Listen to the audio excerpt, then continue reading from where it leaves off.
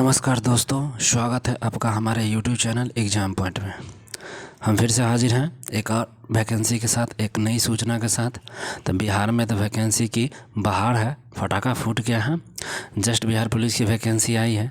देखिए, आज just Bihar CGL की वैकेंसी आ गई है। इसको कह सकते हैं बिहार स्टैटिस्टिकल ऑफिसर रिक्वायरमेंट 2025 है। तो उसी पर हम लोग बात करेंगे। यहाँ देख सकते हैं बिहार कर्मचारी चयन का वेटनरी कॉलेज पटना। तो आगे बात करेंगे इस वैकेंसी के बारे में। तो उससे पहले अगर वीडियो को पहली बार तो सब्सक्राइब करके बेल आइकन दबा दीजिए, लाइक कमेंट शेयर कर दीजिए। इसका PDF हमारे टेलीग्राम चैनल में है, लिंक डिस्क्रिप्शन बॉक्स में है। चलिए बात करते हैं सीधा। तब यहाँ सीधा देख सकते हैं अवर सांख्यिकी पदाधिकारी या प्रखंड सांख्यिकी पदाधिकारी के पदों पर नियुक्ति हेतु विज्ञापन प्रारूप ऑनलाइन रजिस्ट्रेशन। ऑनलाइन का जो रजिस्ट्रेशन दिया हुआ है सर, 1 अप्रैल से स्टार्ट होकर 19 अप्रैल के बीच होगा। बिहार पुलिस का हम लोग देखें तो 18 अप्रैल से लेकर 18 मार्च से लेकर 18 अप्रैल तक है। इसमें बहुत कम समय दिया गया है, तो आप लोग जल्दी करेंगे, इसका फॉर्म भर लेंगे। आगे और फुल डिटेल्स हम बात करते हैं इसके बारे में। तो विज्ञापन संख्या 125 है, स्वाभाविक सी है। तो यह पोस्ट का नाम जो है उसको सीधा देखिए, अवर सांख्यिकी पदाधिकारी और प्रखंड सांख्यिकी पदाधिकारी है। और लेवल देख सकते हैं, बहुत धमाकेदार है, लेवल 7 का है, लेवल 7 का पद है यहाँ, ठीक है। और उसकी योग्यता क्या है, योग्यता देख लीजिए। शैक्षणिक योग्यता में आप किसी मान्यता पर ग्रेजुएशन, ऑनर्स या BA किए हैं तो विश्वविद्यालय, कोई भी विश्वविद्यालय से हो भारतवर्ष में, अर्थशास्त्र, गणित, सांख्यिकी में किसी एक विषय पर स्नातक, ये तीनों में से किसी एक विषय पर स्नातक। एक और नोट में भी प्रश्न दिया हुआ है। नोट में क्या है, पासकोड के रूप में उक्त विषयों से स्नातक डिग्री या पूरक विषय सब्सिडी के साथ स्नातक डिग्री प्राप्त अभ्यर्थी भी उक्त पद के हेतु, मतलब देख अर्थशास्त्र, गणित और सांख्यिकी, अगर ये 3 जो विषय आपके पास है, और ऑनर्स मान लीजिए आपने हिंदी से किया है लेकिन उसमें आपका इकोनॉमिक्स है, सांख्यिकी है, सब्सिडी में ऑप्शनल पेपर में, फिर भी आप इसको फॉर्म भर सकते हैं। समझ गए योग्यता, वेतन, नाम, लेवल समझ गए, पद का नाम समझ, कब से कब इसका ऑनलाइन फॉर्म हो रहा है। और ऑफिशियल साइट यहाँ देख सकते हैं bssc.bihar.gov.in से आपको उपलब्ध है। आगे बात करते हैं विशेषता। टोटल पद की बात करिए तो 682 पद है, टोटल 682 पद है, ठीक है। और अलग अलग कोटिवार यहाँ पे अनारक्षित, आरक्षित, अनुसूचित जाति, ये सब कोटिवार पद दिए गए हैं, तो आप इसको देख सकते हैं। महिलाओं के लिए यहाँ देख सकते हैं 231 पद है।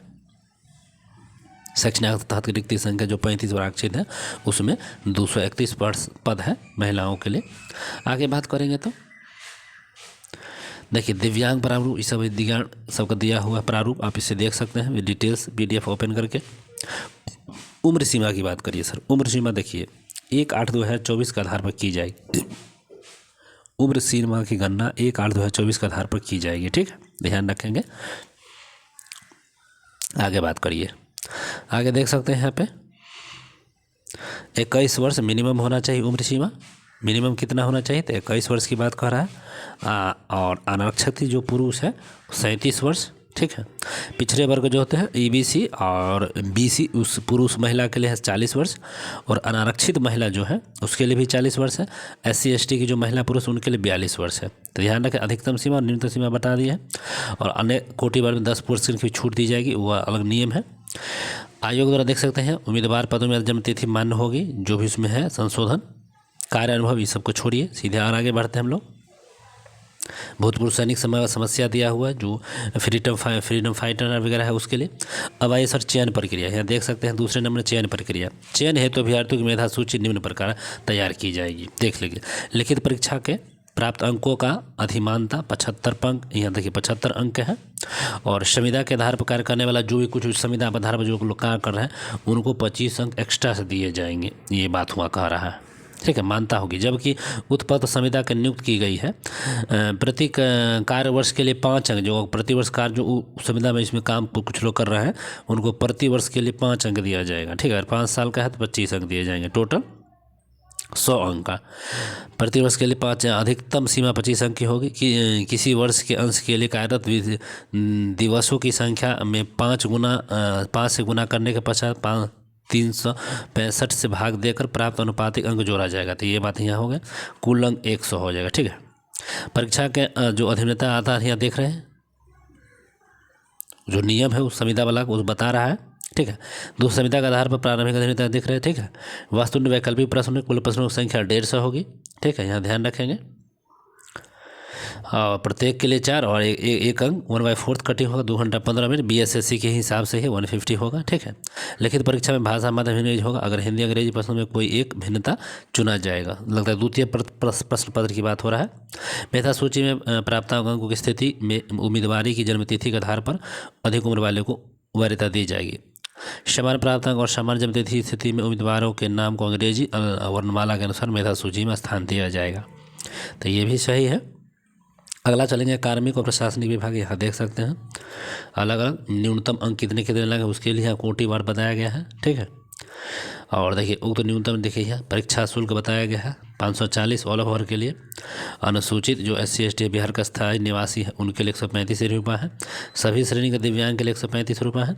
और सिर्फ बिहार के स्थायी निवासी जो सभी श्रेणी की महिला उनको भी 135, और बिहार राज्य के बाहर सभी परोक्ष महिला को 540 भी। पिछड़ा वर्ग पुरुष हम लोग को भी 540 ही लग जाएगा। टैक्स वगैरह कुछ नहीं, ऑनलाइन पर रजिस्ट्रेशन कीजिए, बाकी सब सबमिट कीजिए। परीक्षा की जो प्रवृत्ति है यहाँ पर देख सकते हैं आलोक में 2010 नियमावली का, ठीक है। 40,000 से अधिक आवेदन पर, ठीक है।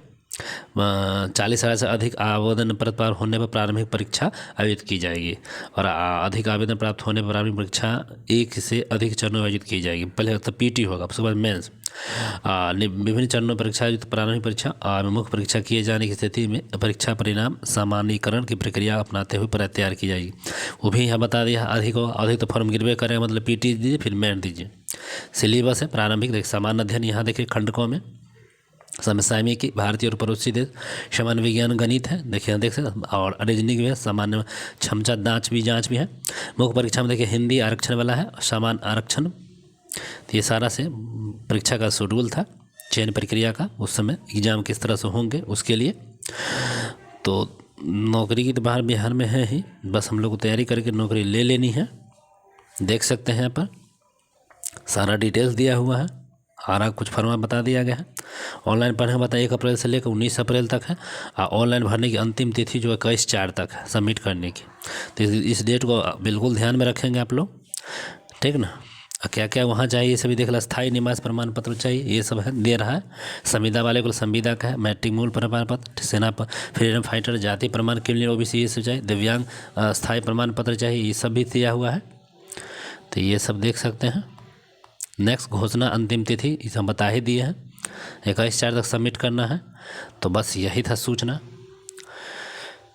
11/3 को भी पोस्ट हुआ था रात में। चलिए तो फिर मिलते हैं दूसरे वीडियो में, तैयारी में लग जाइए। इसका भी वीडियो पर डे अगले महीने 1 अप्रैल से आना चालू हो जाएगा। जितना हो सके शेयर लाइक कमेंट कीजिए। मिलते हैं दूसरे वीडियो में, तब तक ध्यान रखिए, पढ़ते रहिए, बाय।